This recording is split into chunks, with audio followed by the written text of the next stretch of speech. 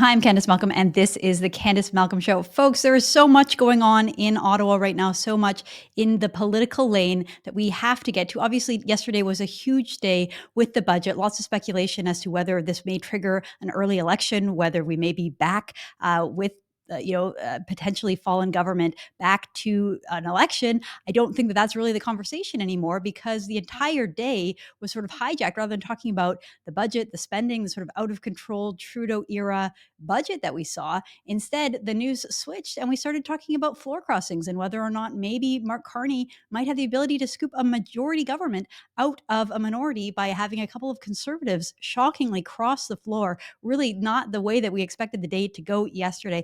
And so to help me break this all down, I'm very pleased today to be joined by my friend and political commentator, one of the best in the country, Brian Lilley, who writes for the Toronto Sun, and he's the host of Lilley Unleashed. No better person to help us understand what is happening in Canadian politics. So Brian, welcome to the program. Thank you so much for joining us. Oh, thanks for having me. I mean, look, for political nerds like you and me, budget day is, woo, budget day. It's amazing. We got to look at numbers and we got to figure out what the government's doing. And then you add in a floor crossing. It's like two Christmases in one.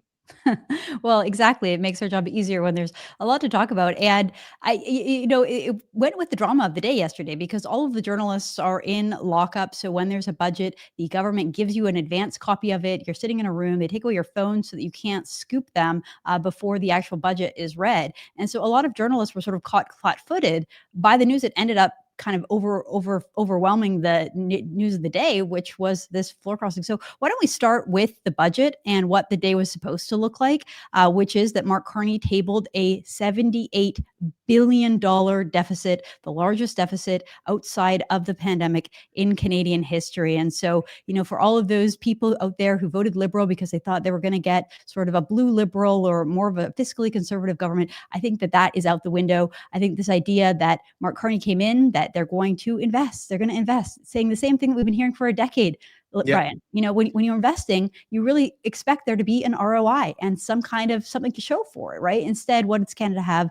Absolutely sluggish growth. I think the second to worst in the OECD, declining GDP per capita, not good numbers in the Canadian economy. And yet, we're back to the same solutions, which is just spend more money and hopefully things will fall into place. I think that's what the plan was. What was your takeaway on the budget, Brian?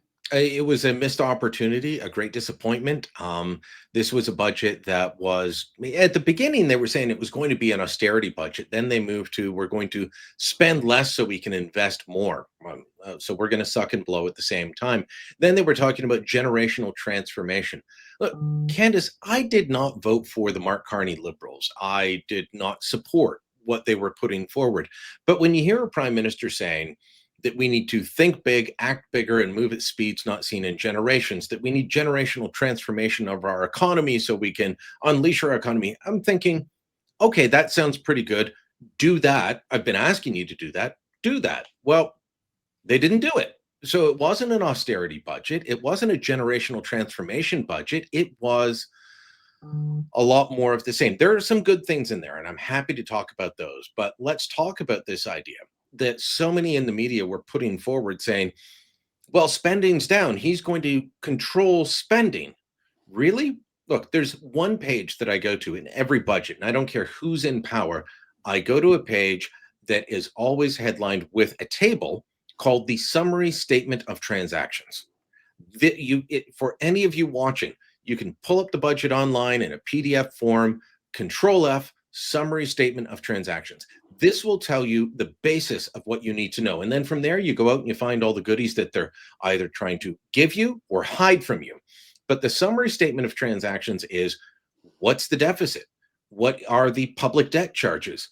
What's the government revenue? Is it up? Is it down? Is spending up or down? So let me give you the highlight numbers.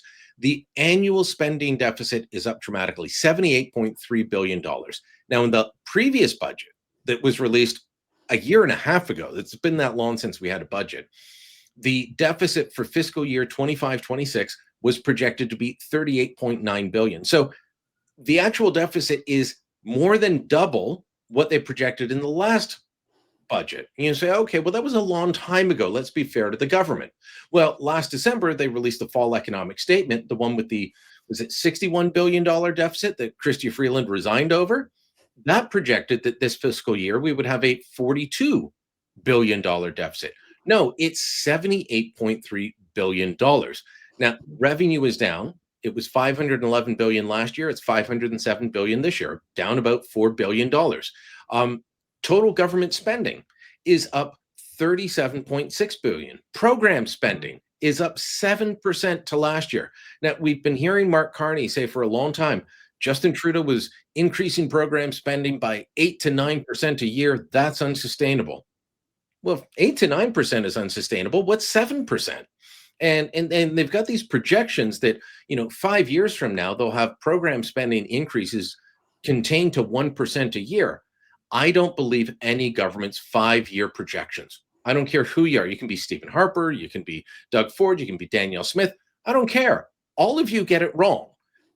In fairness to them, it's very hard to predict what the economy will be doing 5 years from now. Sure, it's a worthwhile exercise, but I don't hold them to it.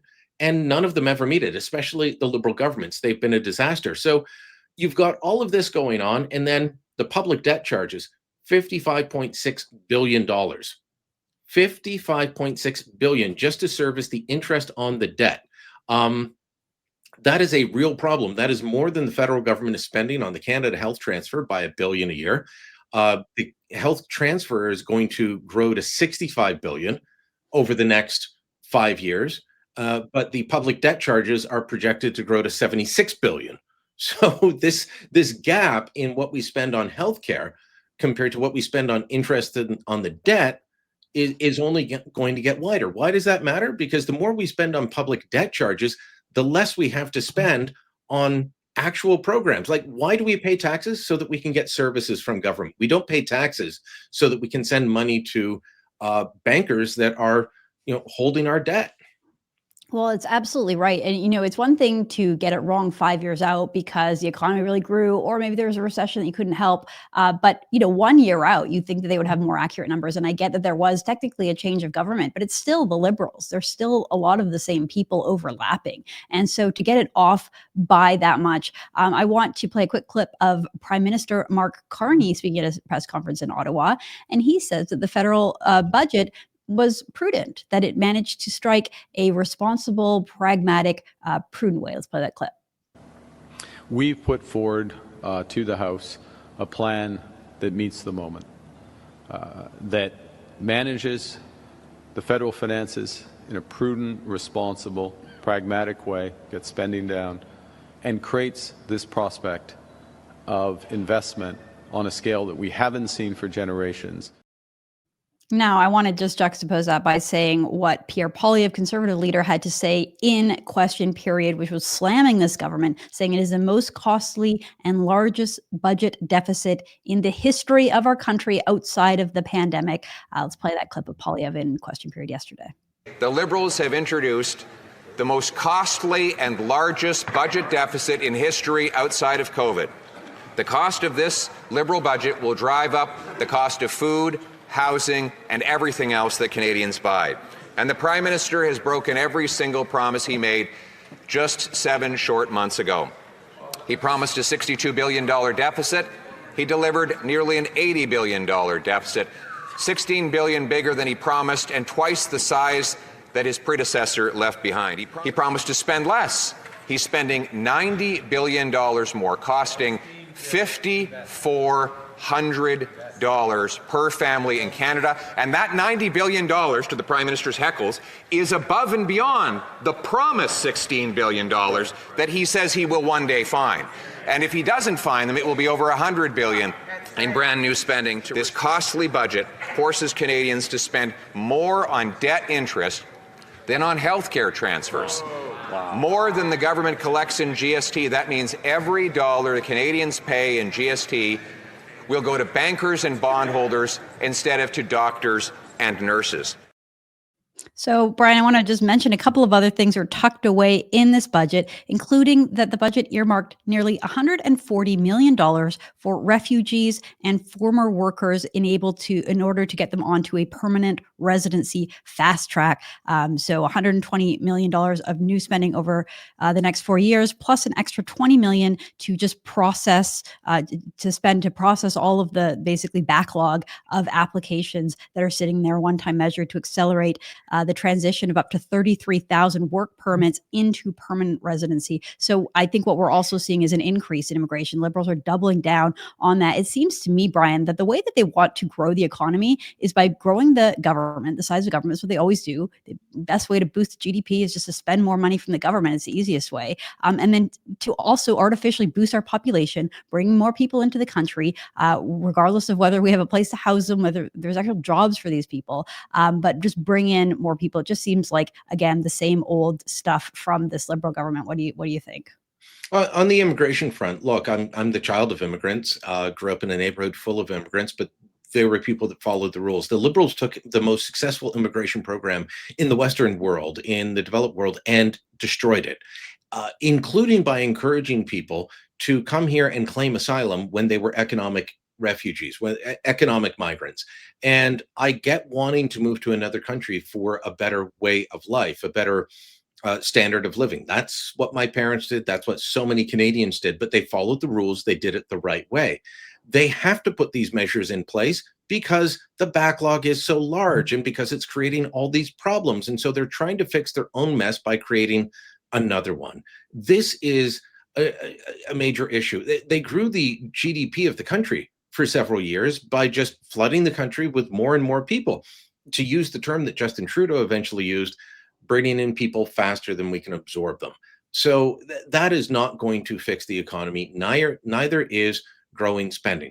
A couple of good things that I'll say about the budget is, and these are not generational transformations, which they should be, but this super deduction. Yeah, that's a good idea. And they're trying to say that that gives Canada the lowest marginal effective tax rate for corporations of any G7 country. Well, for 1 year, if you invest a ton of money, you get a 1-year tax break.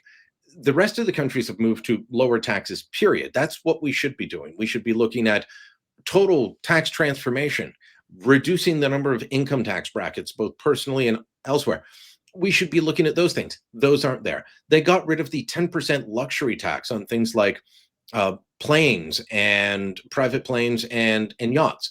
And folks might say, well, what does that matter? Well, a company like Bombardier, which is now just making, they're no longer on the government dole. They're not getting handouts. They make private jets for the global market. They make jets that also work for the military, but they haven't sold a single private jet in 5 years in Canada because the Liberals brought in this luxury tax. So we're killing our own jobs. There are thousands of people that make good money building these planes in Mississauga, in Montreal, and we're killing off our own jobs. Why? To virtue signal? It doesn't bring in that much money, but it hurts the economy.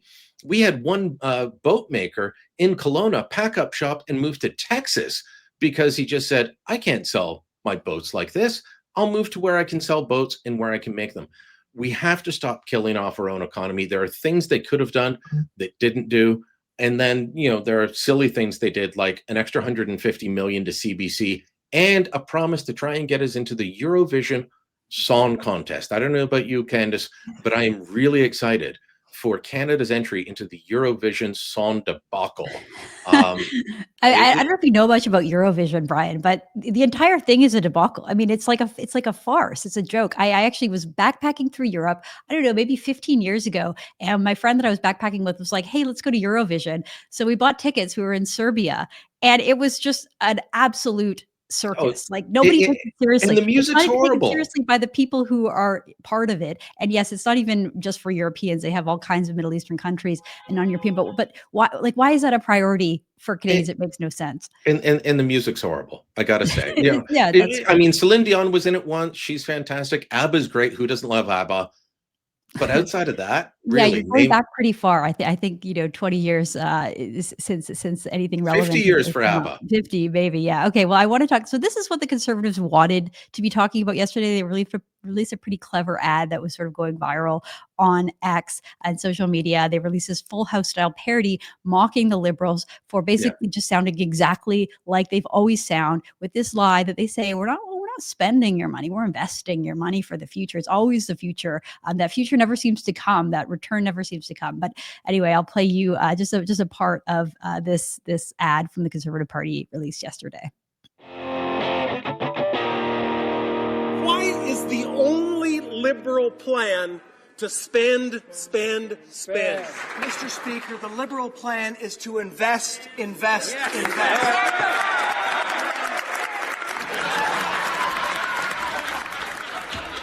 It is time to invest in the future of our country. It has never been more appropriate to invest in the future of our country. That's why our economic plan, it is really at its heart about investing in Canadians. That's what we're proposing to Canadian, generational investment in our future, Madam Speaker. We're not spending that amount of money, we're investing that amount of money. So I had a good chuckle and laughed about that, Brian, but really the whole thing was overshadowed by the news of a Conservative MP crossing the floor. I'm sure this is the last thing that Pierre Poilievre wanted to deal with yesterday, but news broke that Conservative MP Chris d'Entremont had left the party to join the Liberals. And interestingly, this news broke during the budget lockup by an American outlet, Politico. They posted a scoop basically saying that there was rumors and that he said that he was thinking about it and considering it. And, as soon as that happened, I mean, you have the inside story, Brian. So why don't you sort of tell us how it unfolded? Well, Chris's name had been floating around for a while, along with others like Joel Godin from an area just northeast of Quebec City, Dominique Vien from Bellechasse-Lévis, used to be Stephen Blaney's riding just south of Quebec City. And these names kept floating around, and Joel and Dominique had said, no, it's not going to happen. And Chris just a few weeks ago was criticizing the Carney government for spending too much and said, if you don't get it under control, things are only going to get worse. And then on the day of the budget crosses the floor as they release a bigger spending budget. I'll give a shout out to Politico. I mean, they played this really well. As you said, most of the media is in the lockup. And there were two names on the byline. I'm only going to remember Mickey Djujic. I hope I got her last name right, Mickey. My apologies if I didn't. And they're based in Ottawa, and they cover Parliament Hill. They got the whole newsletter playbook thing going, and they scooped everyone while everyone else is in the lockup. They release it like just before question period that this is happening, and everyone's looking around going, "What? Come on!" The conservative leadership was scrambling. Okay, are there others? Because they hinted that there were. Dominique Vien has since put out another video saying, I'm not crossing. I listed her in my own Substack, my newsletter yesterday, as someone whose name keeps coming up. But the Liberals have also been pushing ridiculous names like Michael Chong. Michael Chong is never crossing the floor to the Liberals. That is not going to happen. And, I know folks are saying Chris d'Entremont, well, he was always a Liberal. This is a guy who's been involved in federal and provincial conservative politics in Nova Scotia going back decades at the federal and provincial level. He'd been in, I believe he was in the Nova Scotia PC government before. This has shocked a lot of people in the conservative movement in Atlantic Canada. He had wanted to be speaker. The party didn't back him for being speaker or deputy speaker. And, well, he had his nose out of joint over that. I think that has to be part of it. Was he completely in line with where Pierre Poilievre is? Maybe, maybe not. But, people shouldn't just dismiss him as saying, well, he was always a Liberal anyway. He wasn't. He was a longtime conservative, and he moved. Does the party need that just makes it all the more difficult to understand then, Brian. Like, I don't understand someone who spends her career, spends her life working for a conservative movement, believing in conservatism broadly, choosing to join that party, volunteering for that Neither do party, I. and then changing all of a sudden over something personal, like I didn't get the position in the government that I wanted. Rick Perkins, a former conservative MP from Nova Scotia, posted on X that he had been speaking with d'Entremont on the weekend, who was complaining that he'd only won by 1% in the last election. Things aren't going well in the riding. Why even bother running? Well, maybe he had an epiphany and thought, well, if I'm a Liberal, I'll get reelected next time. Look, it works for some people, it doesn't for others. These tend to be stories that last a day or two and then they go away. And, whether it's Belinda Stronach, Bill Casey, Wajid Khan, Jenica Atwin, there's so many of these I've covered over my career. They don't make a massive difference. The biggest one, of course, was Belinda Stronach, in part because she was dating Peter MacKay, deputy leader at the time.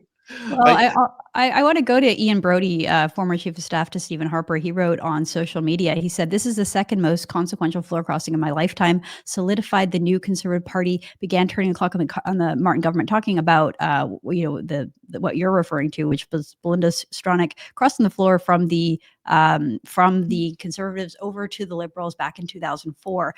Go back to the tweet here. It says, hailed by reporters at the time as a coup for the Grits, turned out to be anything but, because of course, Martin's government didn't last much longer. So, if you think about the momentum, it seemed like Belinda Stronach jumping ship and going to the Liberals was going to secure Paul Martin and maybe, a decade of leadership for him as prime minister. And then lo and behold, not too much long later, everything flipped, everything fell apart. And by 2006, Stephen Harper was prime minister. So, I mean, if he's drawing that parallel, I'll take that. If this seems like a win for Carney, and then in the future, it'll turn out that, this isn't the win that you think. What did you make of Brody's comments there, Brian?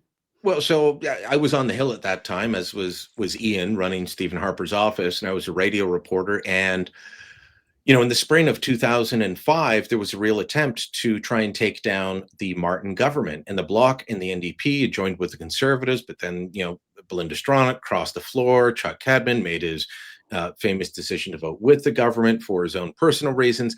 All of these things happening.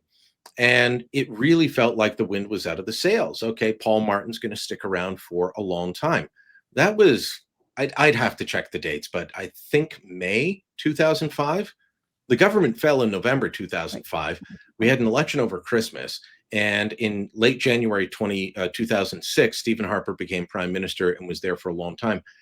I've been saying for a while now that Mark Carney and his government can go one of two ways. If they deliver, then Canadians will reward them.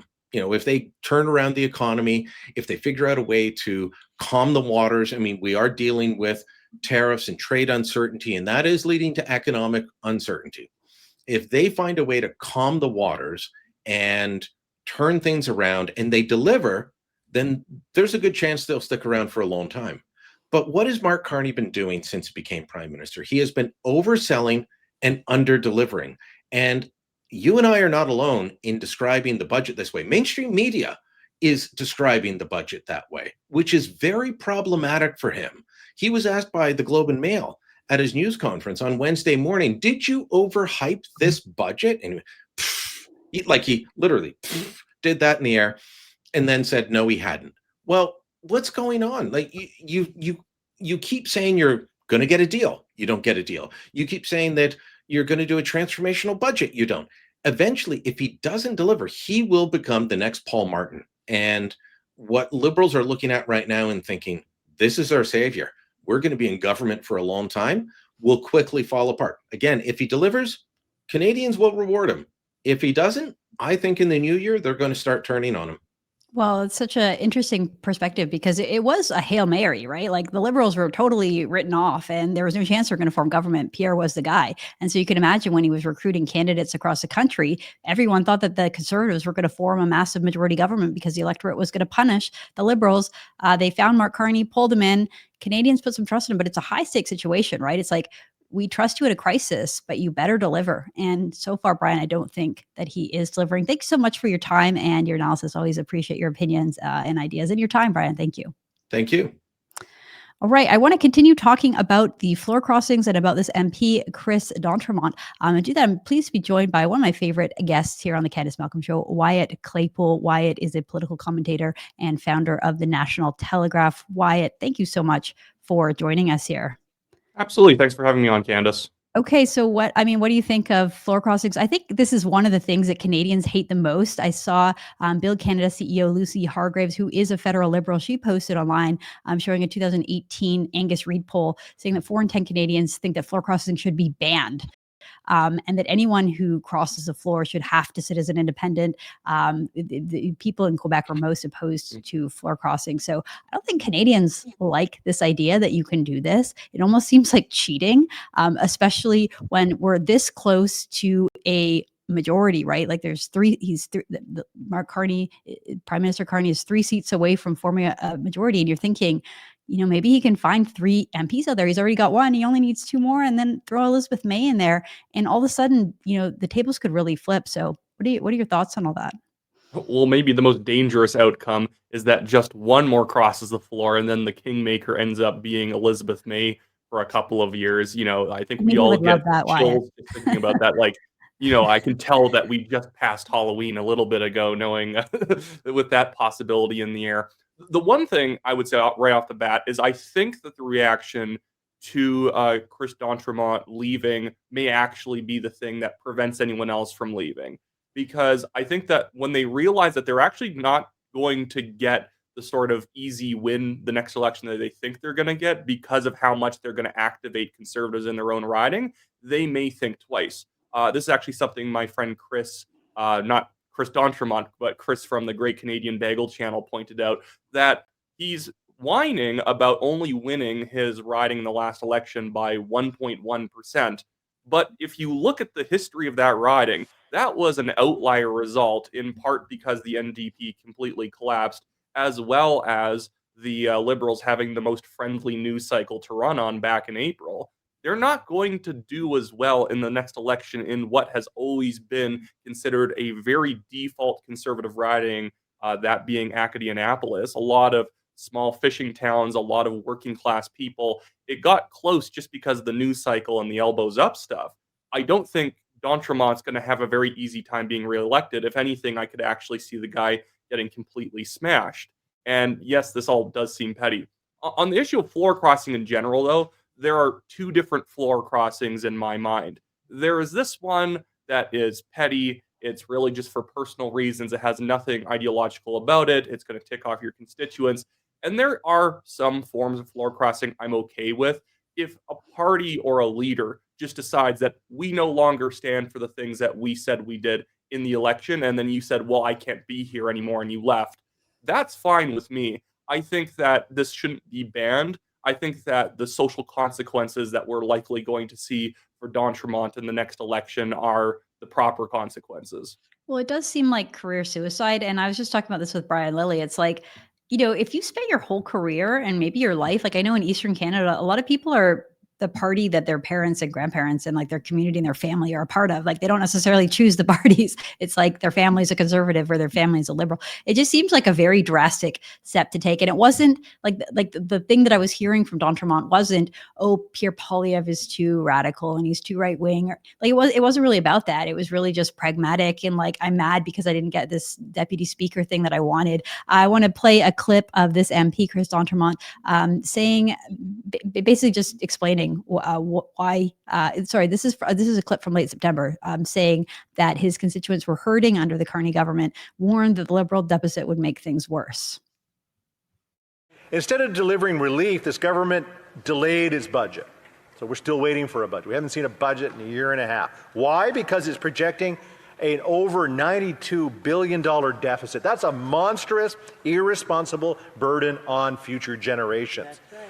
We'll hear it, I'm sure, maybe the questions that they're talking about a generational investment. But Mr. Speaker, what it really is it generational debt that my kids, and their kids' kids are going to have to try to pay.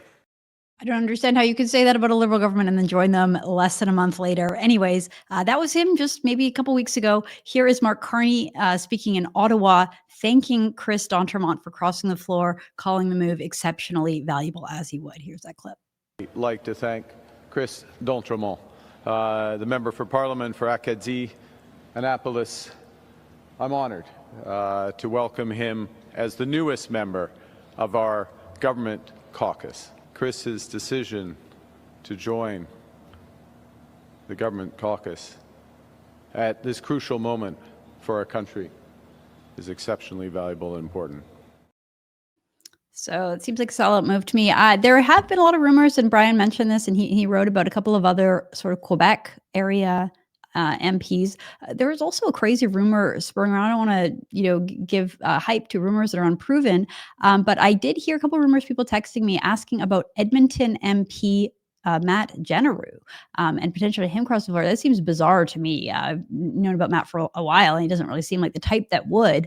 But for some reason, this rumor has been circulating. Well, Global News reporter Sarah Ryan sort of put that rumor to rest. On social media, she said that Edmonton MP Matt Genereux's office tells me that despite the rumors being circulated in Ottawa, MP Genereux is not crossing the floor, adding that he is not leaving the Conservative Party. So that's a bit of an odd one. What do you make of that rumor? And do you think that any more MPs will cross the floor? I think that there could be. I would not put it past being a coin toss if another person leaves. Do two more people leave? I think that's unlikely because, again, they are going to see the political consequences for Chris d'Entremont. Yes, in theory, he can think that the riding's going to keep going more liberal, and if he crosses, it's easier next time. But it's one of those things where by trying to grasp what you want, in fact, you are not. It's going to slip through your fingers because by doing this, it's going to activate every single Conservative organizer in the area to get rid of him. The funny thing with Matt Genereux, this rumor there, it actually kind of started from him having a X account that he doesn't really post on, and so his posts were protected. Like, he has a private account, you can tag him on there. He probably uses it to just monitor what's going on, but he doesn't like social media. I know tons of politicians who hate social media. Sometimes even younger politicians just don't like to use it. And because Chris d'Entremont, right before he made this decision, privated his account, that's what made people assume that Matt had done the same move, even though that seems to have been something he did well before Chris ever did something. Well, and the speculation also was that his his bio just says member of parliament. It doesn't say Conservative member of parliament. So people are just like reading in and trying to be stealth reporters. But yeah, no word on that, and no verification. And I think it was probably of a disappointing news day for Pierre Poilievre, because he thought, this budget is a disaster, this huge runaway deficit. They had that clever ad that they put out, and instead the entire conversation was just sort of hijacked, and everyone's talking about whether Pierre might lose his minority government, that Carney might lose minority, gain a majority. And I think that would be really harmful for Pierre Poilievre. He's facing a leadership review within his own party in January. What I want to ask you, why do you think that Poilievre is at risk? I know that there are some campaigns to get him removed. I think this couldn't have been a good news cycle for him, based on the fact that he could be shedding his own party. How strong do you think his position as leader is right now? If I was ballparking his percentage of the vote in a leadership review in favor of him, I would put him between 75% to 95%. It could be any of those numbers. I know that actually varies quite a bit. There are kind of like two factions of no Poilievre people. The one is Tim Houston and Doug Ford allies, people who just do not like his brand of politics. He's too populist. He should be doing this the moderate red Tory way, where you just promise very mild change, and then for some reason that's going to make Canadians love you. This is actually why I did like Aaron O'Toole's era of the Conservative Party, because it proved all those myths completely wrong. Being just a listless moderate, in fact, makes people run away from you because they don't know what to make of you, because you don't represent much of anything. So that's one faction. And then the second faction would be people who want internal governance reform. But it actually does look like that may be the group of people who are more willing to cast another ballot in favor of Poilievre to keep him around, because people had a lot of problems with just the way the party was internally run. Too many appointments in ridings before the election, too many scuffed nominations where somebody was kicked out or somebody was basically assisted into the nomination. But the thing is that at the same time, there is a lot more going on with National Council and with Poilievre's office, him taking more direct control over that stuff and trying to shake the nonsense out that was kind of more of like a advisor, lower level kind of staffer scheme where, that staffer or that advisor may try and get their friend in. And if he cracks down on that, I think that you would actually have a lot more people be willing to say yes to him. But I don't see a scenario where it's going to be like 70% or like a Bonnie Crombie 58% outcome. Well, it's interesting just that you mentioned that, because I know that you were involved in your own battle, and there was a lot of complaints that the party was too tightly run, that they didn't let like true candidate selection democracy happen. And yet, so to me, that makes it even more surprising, because they controlled the nomination process so heavily. How do you have MPs crossing the floor? I mean, presumably, they made these people swear allegiance, and they were recruiting people who would stay loyal to conservatism and to Poilievre as leader. It didn't seem they do that. I would just add one more group of people, and that is members of the base that were just disappointed by Poilievre's election performance. People who thought that he was caught flat-footed when it came to Trump, that he was just trying to echo the liberals too much. For all of this, I'm a fighter, I'm going to, come out and defend conservative values. I see a lot of people I talk to, a lot of people online, just, he just didn't bring it. And he did kind of like go soft on some of his core conservative positions. I don't think it's enough to oust him as leader. I think he deserves another shot. And I think that a lot of these other people think that, but I do hear voices sort of from the right saying, we didn't really get the red meat. We didn't really get a strong conservative performance last election. And, hoping that maybe there's someone better out there. I don't know if there is, but that's also what I'm hearing. Well, and the problem, and the good thing though, is because I would be one of those people saying too soft on immigration. You needed a more fiscally hawkish platform. When I think I've even repeated this on your show before, when the liberals are saying, "I'll give you a 1% tax cut under $50,000," and you're like 2.25%, it's like, who cares? That doesn't mean anything. Reduce tax across the board by 20%, or don't bother with it, because nobody even detects that on their radar that you're doing that. And then on some other issues, yes, like Trump. Trying to a little bit too much like the liberals, but this is where I'd give him credit. Post-election, unlike many other leaders who lose, he didn't just tighten the inner circle around him and demand that everyone keep supporting him and I know what I'm doing. He actually got much better on the issues, has hardened his position on fiscal issues, on immigration, on culture issues. So I think that's a good sign. That's where he's actually, able to listen to criticism, take it in, and then improve from it, which, again, to contrast with Aaron O'Toole, is 10,000 times better. Well, that's exactly right. Okay, I want to go back to the budget just quickly, because you're an Alberta guy, and there was a bit of a talk about possibly eliminating the oil and gas emissions cap. This is a line straight from the budget. Canada's committed to bringing down emissions associated with the production of oil and gas, effective carbon markets, enhanced oil and gas methane regulations, and the deployment at scale of technologies such as carbon capture and storage would create the circumstances whereby an oil and gas emissions cap, this is the important part, would no longer be required, as it would have marginal value. So there is some talk of possibly Carney, scrapping the emissions cap. Also some talk about, we want this pipeline. We want more oil getting to market. How are we going to get a pipeline through British Columbia? Just moments ago, speaking of presser in Vancouver, BC Premier David Eby said that there will be no pipeline project. And that basically, Danielle Smith's trying to get rid of the oil tanker ban off the West Coast, and not going to happen. So, I mean, fighting words. I know Danielle Smith has set a deadline for her demands to Mark Carney by Grey Cup, which is November 16th. So there's a lot at play here. What do you think of all this?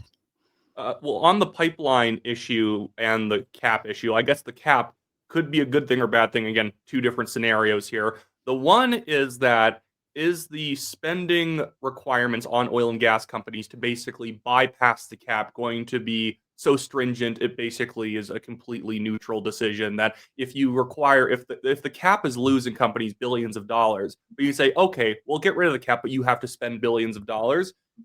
It really depends on what the companies have to do in order to be able to eliminate the cap. If it's that they can make some small scale investments in carbon capture, and whatever, and then they can get rid of the cap and they can make billions more, then that's a good thing. But the second part of this issue is that without pipelines, without the ability to export oil and gas products, well, you can ramp up your actual production, but then just be stockpiling and have nowhere to actually send it to, because we'll be at capacity in terms of oil and gas products that we're selling into our own country as well as into the United States.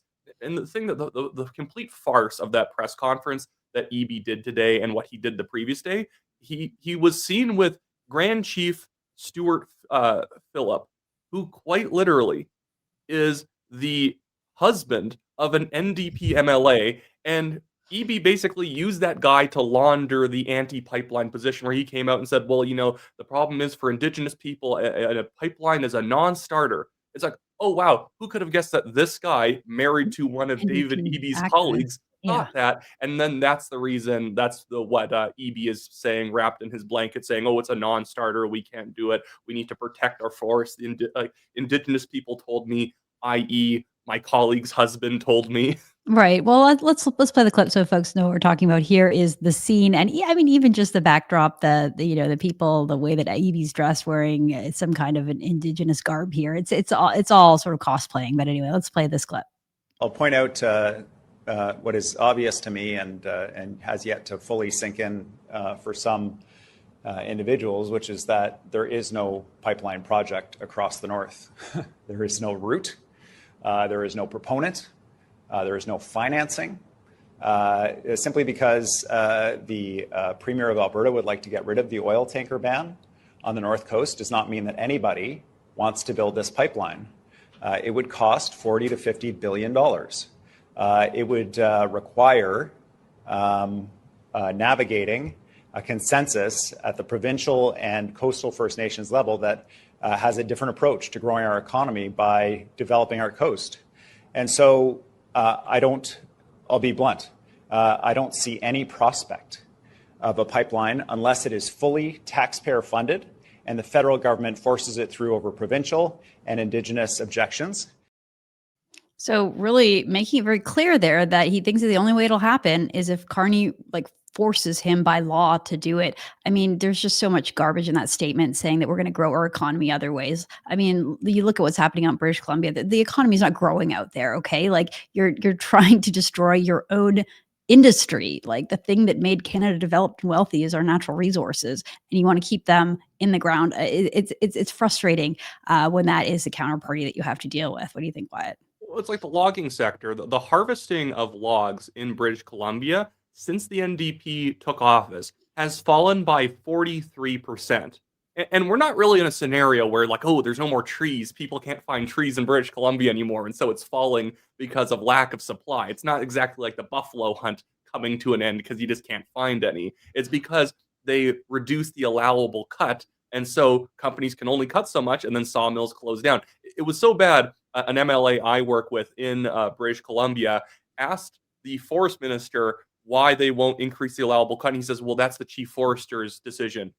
He appoints the chief forester. But also, I think even Eby misspoke on that particular in that press conference, because he said the only way this is going to happen if it's fully taxpayer funded. I think he meant not taxpayer funded, or else he's shifting the goalpost, because previously he said he wanted it to be 100% private funded, knowing that that will never happen with the tanker ban in place, with C-69, the anti-pipeline bill in place.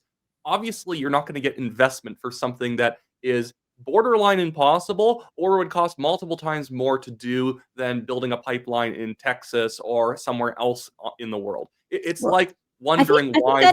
That is what he was saying. Basically, that we've made the business case so impossible with all of our ridiculous regulations and bans that the only person stupid enough to pay for a pipeline in Canada now would have to be the ones that are compelled to do it because their government is forcing them. I think that was the point that he was making. It's like the Eric Andre meme. If he just goes in and shoots the pipeline in the head, and then he's like, who killed the pipeline? Oh my goodness. Right. Well, and they just make it ridiculous, saying there has to be a consensus, right? So basically anybody who wants a veto gets it, and not going to happen. So I think Danielle Smith has her work cut out for her trying to negotiate with this person. Hopefully Mark Carney will come back with her deadline, and we can move forward as a real country that has, a plan to develop our economy and create jobs for the people. Well, Wyatt, always appreciate your time and insight. Thanks so much for joining us today. Absolutely. Thanks for having me on. All right, that's Wyatt Claypool of the National Telegraph, folks. That's all the time we have for today. Thanks so much for tuning in. I'm Candice Malcolm. This is the Candice Malcolm Show. Thank you, and God bless.